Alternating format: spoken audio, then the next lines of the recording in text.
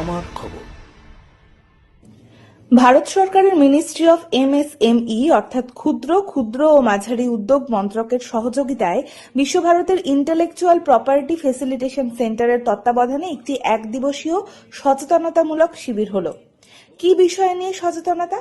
অনেক সময় দেখা যায় সাধারণ মানুষ তার নিজের বুদ্ধি কাজে লাগিয়ে বানিয়ে ফেলেন অসাধারণ কিছু, তবে দেখা যায় নানান প্রতিকূলতার সম্মুখীন হয়ে সেই নতুন বিষয়টি সামনে এলো না কিংবা উপযুক্ত জায়গা পেল না।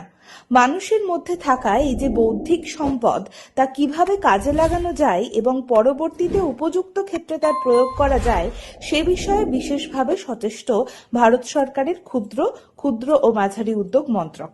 বিশ্বভারতের উদ্যোগেও তাই নানাভাবে মানুষকে সচেতন করার কাজ চলছে এভাবেই।